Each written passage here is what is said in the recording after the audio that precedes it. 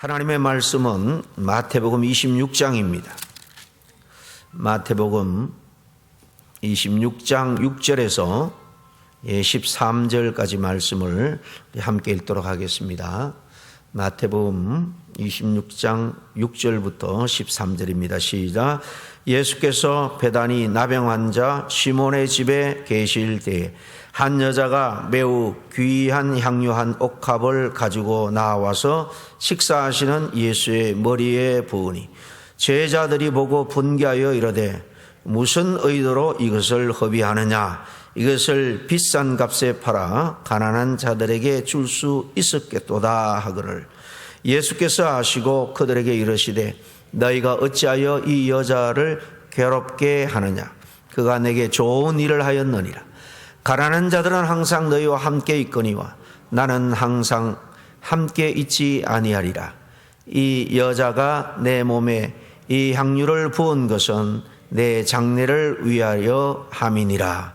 내가 진실로 너에게 이르노니 온 천하에 어디서든지 이 복음이 전파되는 곳에서는 이 여자가 행하는 일도 말하여 그를 기억하리라 하시니라. 아멘.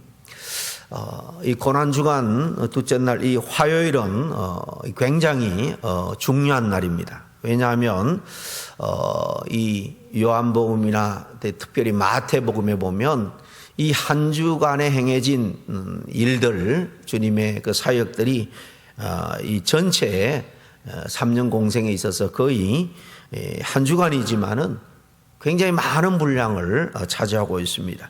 특별히 성전에서 이 유대 종교 지도자들과 여러 가지 논쟁하신 일들, 그리고 이제 마지막 때가 가까웠음을 알고 하나님 나라가 속히 말 것이다, 주님의 재림과 또 마지막 종말에 대해서 여러 가지 비유로 또 여러 가르침들을 길게 하신 것을 볼 수가 있습니다. 이 성전에 들렀을 때에 종교 지도자들이 예수님의 권위에 도전하고 공경에 빠뜨리기 위해서죠. 그래서 여러 가지 논쟁거리로 공격을 해오는데 예를 들면 뭐 이렇게 대답해도 저렇게 대답해도 문제를 일으킬 수 있는 그런 세금, 당시 세금 문제, 이 문제를 가지고 교묘하게 묻습니다. 이 세금을 이 로마 지배자들에게 어떻게 바치는 게 옳습니까? 이 바치지 말라 그러면 당장 로마의 지금 지배를 받고 있기 때문에 도전이 들어오고, 또 바치라 그러면은 자기 동족을 정말 사랑하지 않는 분이다 이렇게 또 매도할 수도 있으니까, 주님은 지혜로운 분이니까 가이사의 것은 가이사에게, 하나님의 것은 하나님에게, 아주 간단하면서도 아주 지혜로운 아주 절묘한 대답으로 그들의 입을 막아버리죠. 또 그 당시 제사장직은 이 사두개인들이 거의 독점을 하고 있었습니다. 이들은 제사장직을 감당하는 그런 이 가문이었음에도 불구하고 성경에 나오는 이 부활을 믿지 않았습니다. 그래서 예수님을 이 부활의 문제로 또 공경에 빠뜨리기 위해서 칠형제가 있는데, 이 당시 이 형수 치수제라는 이 제도에 의해서 장자의 가문을 대를 계속 이어주는 것이 그 가문의 하나님의 축복이 계속 이어지는 것이다. 그래서 형이 이 자녀를 보지 못하고 죽으면 이 동생이 이제 형수에게 그 형의 대를 이어주는 그런 제도죠. 그런데 7 형제가 있는데 다 차례로 형의 대를 이어주려고 했었지만은 그러지 못했다. 그러면은 다 죽어서 하나님 나라 갔을 때에 그 형수는 7형제 중에 누구의 아내가 되겠느냐? 이런 참 유치한 질문을 예수님께 합니다. 그때 주님이 이 부활이 없으니까 말도 안 된다는 거죠. 그때 너희들은 영적인 이 하나님의 나라의 질서를 모른다, 이 그들의 영적 무지를 지적하면서 부활 때는 시집도 장가도 가지 않고 천사와 같은 그런 신령한 생활을 하게 된다라는 것을 지적을 해주죠. 또 주님이 하나님 나라 또 그 심판에 대해서 여러 비유를 말씀하죠. 마태복음 21장, 22장 쭉 보면 악한 농부의 비유, 혼인잔치의 비유, 또 열처녀의 비유, 달란트 양과 염소의 비유, 다 이 마지막 때에 우리가 어떻게 해야 될까, 또 어떤 일이 일어날까, 이 비유로 말씀하십니다. 그리고 마태복음 24장, 25장에는 아주 길게 그 종말에 일어날 일들, 주님이 어떤 모습으로 다시 재림할 될 것인가, 이런 긴 가르침들도 다 이 둘째 날에 행하신 일들입니다. 그래서 월요일은 이 무화과나무 또 성전을 저주하고 또 청소한 것, 그것을 빗대서 주님의 권위를 드러낸 날이다라면, 이날은 주님께서 이 논쟁과 가르침을 또 많이 주신 그런 날이다라고 부르기도 합니다. 오늘 본문에 주님께 나와서 아주 귀한 향유를 부은 한 여인이 등장을 하죠. 여기는 그 이름이 나와 있지 않습니다. 익명으로 되어 있지만은 같은 내용을 기록하고 있는 요한복음 12장에 보면 이 여인은 나사로, 바로 죽었다가 주님이 살리신 그 나사로, 그리고 마르다의 동생인 마리아라고 분명히 그 이름을 기록하고 있습니다. 주님의 머리에 부은 이 귀한 향유, 얼마나 귀한가. 영어 성경에는 expensive perfume이라고 되어 있습니다. 그러니까 아주 값비싼 향수라는 거죠. 이 고대에서는 이 향유를 돈처럼 그렇게 같이 취급할 정도로 가치가 있었습니다. 그럼 마리아가 왜 예수님께서 이 값비싼 향유를 예수님께 부어드렸을까? 향유를 붓는 행위는 당시에 이 장례를 위한 절차입니다. 이 마태복음 26장 12절에 보면 주님께서 직접 말합니다. 그녀가 내 장례를 위해서 이것을 미리 준비하였느니라. 그리고 실제로 예수님이 십자가에 달려 돌아가시고 이 제자들이 이 무덤에 안치하기 전에 향유를 붓는 그런 모습이 성경에 나오죠. 장례법대로 향유가 사용된 것을 볼 수 있는 것처럼 마리아는 이렇게 예수님의 죽음을 미리 예배하고 있는 것입니다. 오늘 함께 읽은 마태복음 26장을 잘 살펴보면 전체적으로는 예수님께서 이제 죽으러 십자가를 향해서 올라가시는 그 내용이 주된 내용입니다. 십자가의 죽음을 기록하고 있는데, 이 마태는 이 중간에 값비싼 향유를 부어드린 이 여인, 주님의 죽음을 예배한 이 여인의 귀한 헌신을 빼지 않고 기록하고 있습니다. 왜냐하면 13절에 보면 이 복음이 전해질 때에 예수님께서 친히 이 여인이 행한 이 귀한 일도 함께 기억이 될 것이다 라고 당부를 했기 때문일 겁니다. 마리아가 값비싼 향유를 부어드렸다라고 했는데, 도대체 이 마리아가 부어드린 향유의 값은 얼마나 될까요? 오늘 본문에는 나와 있지 않지만은 이 요한복음 12장에 보면 이 여인이 부은 향유의 가치는 300데나리온이다라고 기록하고 있습니다. 이게 얼마 정도 되느냐? 쉽게 말하면 당시 유대 한 노동자가 1년 연봉에 해당하는 그런 큰 돈입니다. 요즘으로 말하면 적어도 수만 불에서 1, 20만 불 되는 큰 돈이죠. 여러분 한번 생각해 보시기를 바랍니다. 1년치 연봉, 지금도 굉장히 큰 돈입니다. 이 큰 돈을 이렇게 주님을 위해서 쓰는 거, 이 제자들이 볼 때 못마땅했고, 우리가 볼 때도 정말 이 보통 신앙이 아니구나 하는 것을 우리가 짐작할 수 있습니다. 왜 이런 선택을 했을까? 무엇이 그녀로 하여금 값비싼 이 향유를 아낌없이 이렇게 주님을 위해서 부어드리게 했을까? 오늘 요한복음 12장 1절에 보면 그 1절에 이렇게 말합니다. 유월절 엿새 전에 그랬습니다. 유월절 엿새 전에 예수님께서 베다니에 이르니 이곳은 예수께서 죽은 자 가운데서 살리신 나사로가 있는 곳이라 그랬습니다. 그러니까 이 일이 벌어진 것은 바로 직전입니다. 엿새, 유월절 엿새 전입니다. 그러니까 여기 기록된 이 엿새 전에 사실 예수님이 이 마르다의 오라버니를 무덤에서 불러내어 살린 거예요. 요한복음에 보면. 그리고 오늘 본문에 이 죽었다 살아난 나사로가 지금 함께 그 나사로의 집은 아니지만은 주님께 은혜를 입은 이 시몬의 집에서 같이 식사를 하고 있는 그런 장면처럼 보입니다. 그러니까 마리아 입장에서 보면 예수님은 죽어서 무덤에 갇혀 있던 자기의 오라버니를 살린 생명의 은인입니다. 이 말에게 있어서는 예수님이 단순한 오빠를 살려준 생명의 은인이 아니라 이 모든 말에게 있어서는 전 재산과 같은 옥합을 깨뜨려 드릴 수 있었다는 것은